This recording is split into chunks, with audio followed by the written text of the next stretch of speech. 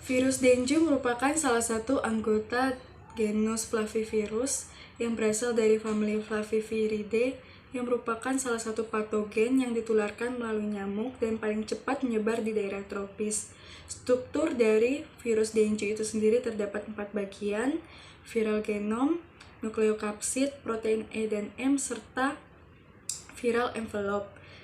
Virus dengue diklasifikasikan menjadi 4 serotipe: dengue 1, dengue 2, dengue 3, serta dengue 4. Keempatnya dapat menyebabkan spektrum penyakit, mulai dari penyakit mirip flu demam berdarah dengue atau DBD, serta penyakit fulminan yang dapat berkembang menjadi sindrom shock dengue, serta kematian.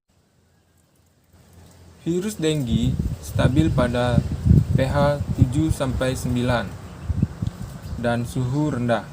Sedangkan pada suhu yang relatif tinggi, infektivitasnya cepat menurun.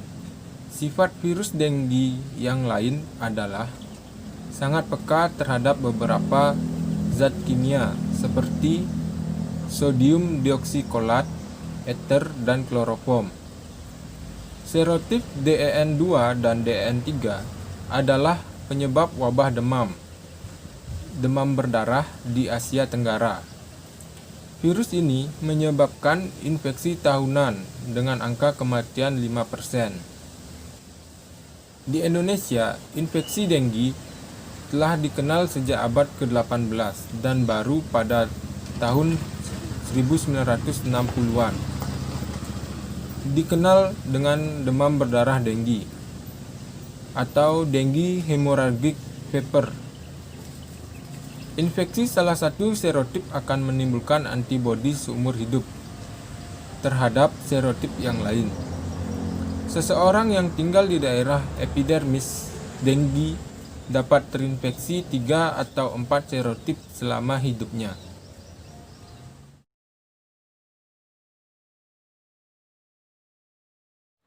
Demam berdarah dengue ditularkan oleh nyamuk Aedes aegypti yang menjadi faktor utama, serta Aedes albopictus yang menjadi faktor pendamping. Nyamuk Aedes biasanya hidup di pemukiman padat penduduk, baik di perkotaan maupun di pedesaan. Larvanya berkembang biak pada tempat penampungan air, misalnya bak mandi, ember, dan baskom. Selain itu, ditemukan juga perkembangbiakan pada barang-barang bekas, misalnya kaleng dan ban bekas. Ciri dari Aedes albopictus mirip dengan Aedes aegypti, kecuali adanya garis tengah memanjang pada bagian tengah toraks. Panjang tubuhnya sekitar 2-10 mm dengan garis putih pada bagian median toraks. Variasi ukuran tubuh dewasa tergantung pada kepadatan populasi larva dan ketersediaan makanan dalam air tempat hidupnya. Nyamuk dewasa memiliki ukuran tubuh yang lebih kecil dibandingkan dengan rata-rata nyamuk yang lain, mempunyai warna hitam dan bintik-bintik putih pada bagian tubuh dan kaki. Terdapat strip putih pada bagian skutumnya. Skutum Aedes albopictus berwarna hitam dan hanya berisi satu garis putih tebal di bagian dorsalnya. Jenis kelamin nyamuk ditentukan oleh bentuk antenanya. Antena nyamuk jantan biasanya itu lebih lebat daripada nyamuk betina.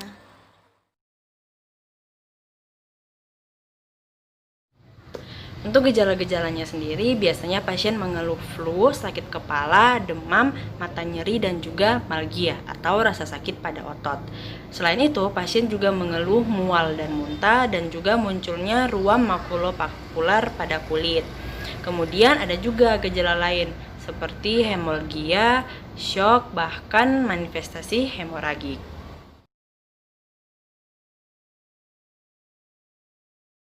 Adalah guideline treatment untuk pasien DBD.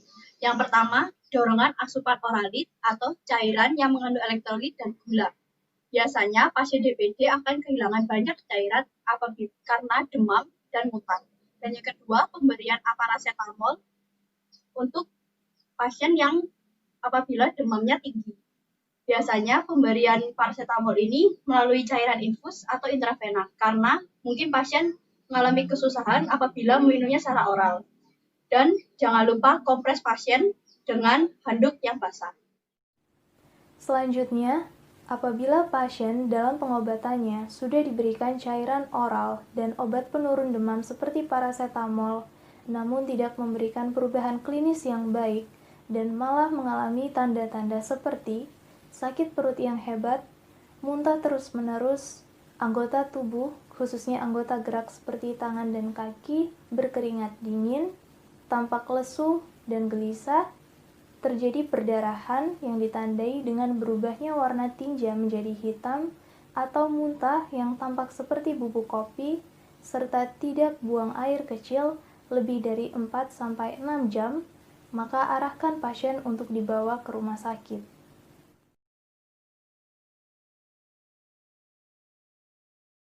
Selain terapi menggunakan obat-obatan, ada pula terapi tanpa menggunakan obat atau biasa disebut dengan terapi non-farmakologi. Di antaranya adalah yang pertama, istirahat yang cukup. Dengan istirahat cukup, kemampuan alami tubuh untuk regenerasi sel akan meningkat, sehingga akan mempercepat penyembuhan pasien.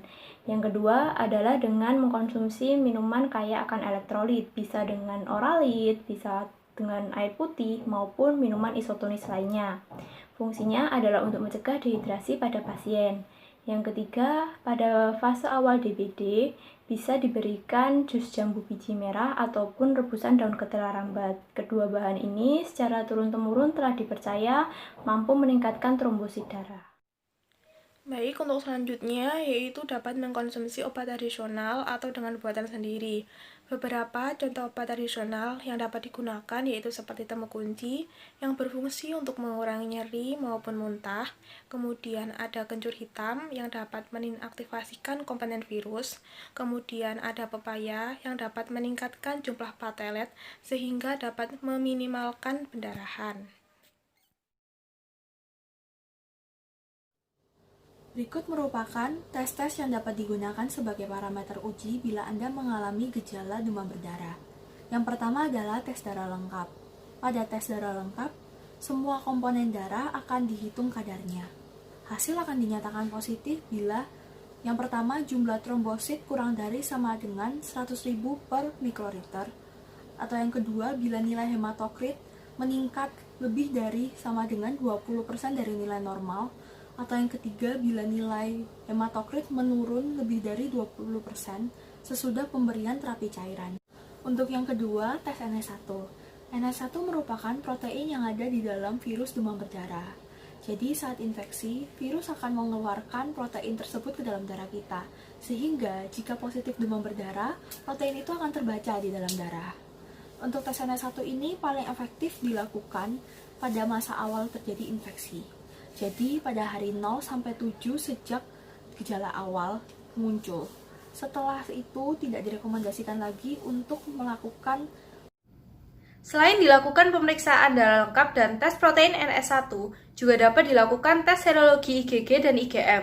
Jadi IgG dan IgM ini merupakan antibodi yang terbentuk ketika tubuh mengalami suatu infeksi. Ketika tubuh terkena infeksi DBD, maka kedua antibodi juga akan terbentuk. Jadi saat dilakukan tes dan hasilnya salah satu antibodi mengalami peningkatan, maka dapat dipastikan orang tersebut terinfeksi DBD. Tetapi biasanya antibodi ini tidak langsung terbentuk, sehingga berlawanan dengan tes protein NS1. Jadi tes IgG dan IgM ini dilakukan pada hari kelima setelah munculnya gejala. Menguras atau membersihkan bak mandi seminggu sekali karena nyamuk betina bertelur pada dinding bak yang terisi air. Yang kedua, menutup perabotan rumah tangga yang menampung air.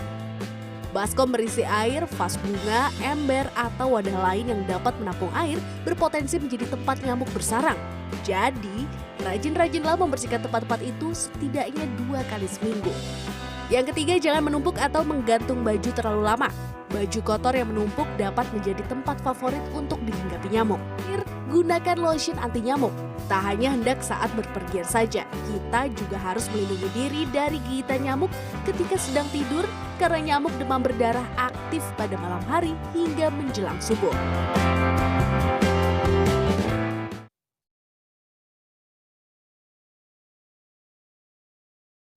Yo, I ain't here for the money, I ain't here for the fame. Though it might be nice to own a jet plane, I'ma do it all for you. Come